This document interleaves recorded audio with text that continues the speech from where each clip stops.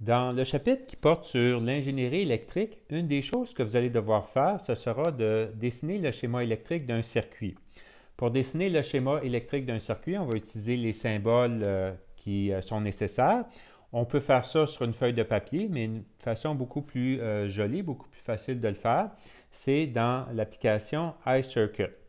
Alors aujourd'hui, je vais vous montrer comment créer un petit circuit électrique dans iCircuit et ensuite comment, une fois que le schéma est fait, l'envoyer dans un document Google Documents ou à la limite, ça pourrait être dans un autre document au besoin. Alors, je suis dans iCircuit, je vais cliquer sur Créer un document et puis au bas de ma page, vous voyez qu'il apparaît un menu avec différents éléments électriques ou électroniques. Vous voyez aussi qu'à droite en bas, là, il y a comme une espèce de petite feuille, de petits symboles avec des lignes. Ça, je peux cliquer dessus pour le faire disparaître.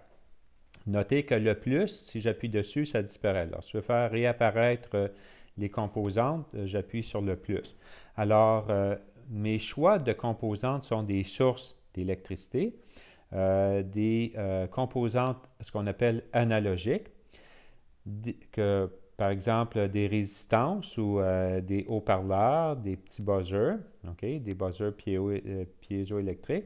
Ça peut être des composantes numériques, donc des circuits électroniques. Ça, vous n'avez pas besoin d'utiliser ça. Ça se pourrait que vous ayez à regarder les composantes en silicium, c'est-à-dire par exemple des DEL ou en anglais LED, Light Emitting Diode, là, fait que celui complètement à gauche, ou une diode, alors, ou peut-être même un transistor. Alors ça serait peut-être des éléments qu'éventuellement vous pourriez utiliser. Puis, bien sûr, bien, comme j'ai dit, les sources de courant. Alors, je vais faire un petit circuit assez simple. Mon circuit va consister de deux résistances branchées en parallèle. Puis, je vais vouloir mesurer la tension totale de mon circuit. Puis, je vais vouloir mesurer l'intensité du courant total de mon circuit. Alors, je vais prendre une source de courant continu. Le symbole pour une source de courant continu ici est un petit peu différent de ce qu'on a, mais ça revient à la même chose. Alors, voici ma source de courant continu. Vous voyez que je l'ai traîné à partir du menu en bas jusqu'à l'endroit où je voulais le placer dans le circuit et ça se place normalement assez bien dans le circuit. Une autre chose que je peux faire, c'est que je peux cliquer deux fois rapidement sur le dessin et apparaît la tension que ma source produit présentement, donc 5 volts. Alors disons que je vais la régler à 12 volts plutôt. Ensuite, je tape avec mon doigt sur l'écran quelque part pour faire disparaître le petit tableau. Donc maintenant, j'ai une source de tension continue à 12 volts. Je vais ensuite placer deux résistances. Alors, je vais mettre une première résistance ici. Je vais mettre une deuxième résistance ici. Encore là, vous voyez que les résistances ont déjà une valeur préétablie, mais si je clique deux fois, bien, je peux changer la valeur de la résistance. Alors, disons que je vais mettre 400 ohms pour celle-ci. Puis, je vais faire la même chose pour l'autre, 400 ohms. Dans tous les cas, ce n'est pas toujours nécessaire de mettre la valeur de la résistance, mais si on vous le demande, bien, vous savez que vous avez l'option.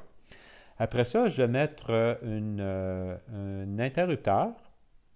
Je pourrais mettre un interrupteur à bouton, mais pour que ça soit peut-être un petit peu plus facile pour moi, je vais juste mettre un interrupteur à lame, comme ceci.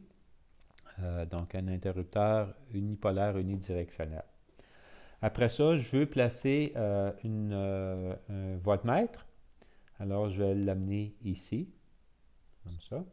Et puis, je vais aussi placer un ampèremètre. Okay? Alors, c'est toujours, ça dit jauge complètement en bas à droite, là, si vous regardez bien. Alors, je vais mettre ça ici. Alors, présentement, ce n'est pas un ampèremètre, c'est un voltmètre. Encore là, si je clique deux fois dessus, ça dit le nom. Fait que là, je pourrais toujours changer le nom, là, disons ampèremètre.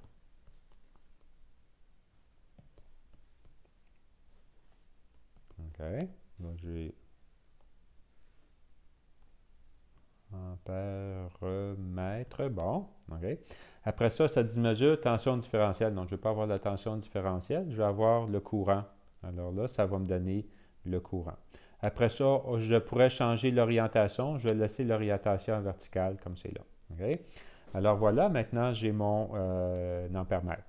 Ensuite, ce que je peux faire, je vais connecter les différents éléments ensemble. Alors là, je n'ai pas besoin de choisir quelque chose dans le menu. J'ai juste à cliquer sur un des petits points. En fait, juste cliquer ici comme ça, mettre mon doigt et je vais l'amener jusqu'à l'endroit où je veux l'avoir. Vous voyez que des fois, vous pourriez voir des fois que la ligne saute, là, alors comme ça.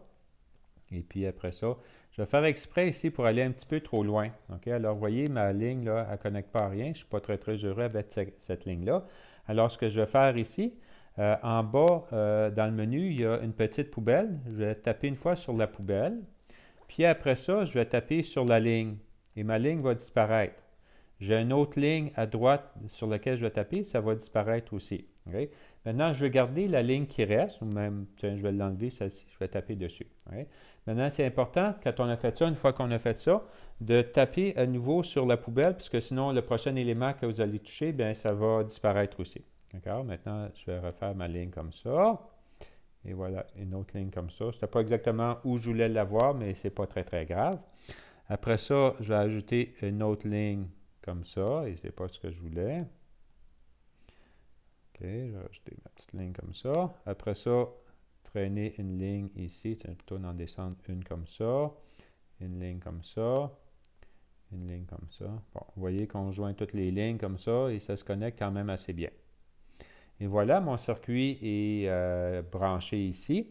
Après ça, ce que je vais faire, c'est que je peux allumer mon circuit. Alors, si je tape sur l'interrupteur, je ne me souviens plus si c'est 2 fois, oui, je tape 2 fois, bien, je vois que le courant passe dans mon circuit. Okay? Donc, non seulement que je remarque que le circuit est fonctionnel, mais en plus de ça ici, ça me donne la tension électrique. Alors ici, 60 milliampères. D'accord? Donc, 0,000. Alors, c'est vraiment 60 milliampères que j'ai ici. Donc, et voilà. OK? Si je tape 2 fois dessus, comme ça, bien, ça ouvre le circuit dans le courant cesse de passer. Là, je m'explique mal pourquoi il y a certaines lignes qui sont croches ici, là, mais je vais laisser, je ne me borderai pas avec ça. Bon, alors mon circuit maintenant, il est complété. Je suis satisfait de mon circuit, alors maintenant je suis prêt à l'exporter. Alors ce que je vais faire, je vais cliquer OK. J'ai mon circuit qui est ici. Je vais aller dans Sélection en haut à gauche, puis je vais cliquer sur le circuit que je viens de faire, celui-ci. Et puis après ça, je vais l'exporter. En haut à droite, j'ai l'option Exporter. Alors là, ça devient un petit peu plus compliqué. Là. Ça aurait été facile de tout simplement juste copier-coller, mais ça ne semble pas marcher comme ça. Alors, si je regarde le menu ici, j'ai PNG, PDF, SVG. Je vais cliquer sur PDF. Après ça, ça dit Crop to Circuit, puis Full Page. Moi, je veux juste avoir le circuit. Alors, je vais laisser le crochet Crop to Circuit, et puis c'est toujours mieux de l'avoir en couleur, ça ne coûte pas plus cher, alors je vais le laisser en couleur. Maintenant, je clique sur Export, OK, et je vais l'envoyer dans Notabilité. Alors, je vais créer une nouvelle note, créer des notes séparées, fait que créer des notes séparées, et voilà. Ensuite, fichier importé. Là, c'est bizarre. Pourquoi est-ce que ça fait comme ça? Terminé. Bon. Maintenant, je vais aller dans Notabilité. Je vais cliquer ici en espérant que j'ai mon circuit qui apparaisse comme il faut. Puis là, je vais avoir fichier importé. Non, c'est pas celui-là. Celui-ci. Bon, alors là, j'ai mon circuit de là quelques minutes. Alors maintenant, dans Notabilité, ce que je peux faire, c'est que je peux faire une sélection. Si j'appuie sur les ciseaux, je vais faire une sélection rectangulaire. Alors maintenant, ma sélection rectangulaire, ça va être comme ça ici. Après ça, le petit symbole apparaît copier. Effectivement, c'est ce que je veux faire. Je veux copier. Oui, si ça n'apparaît pas, vous gardez votre doigt dessus, puis ça devrait apparaître copier. Maintenant, je veux le coller dans un document Google Documents. Alors, j'en ai déjà un de préparé, là, donc pour moi, ça va plus vite. Alors, voici mon document, je l'ouvre. Okay. Puis, à ce moment-ci, je vais cliquer en bas à droite pour écrire. Je vais placer mon curseur ici, puis là, je vais faire coller. Et voilà. Okay, mon document, pas mon document, pardon, mais mon dessin est rendu ici. Alors, voilà. comment on fait pour faire un schéma électrique et ensuite le déposer dans un document Google Doc.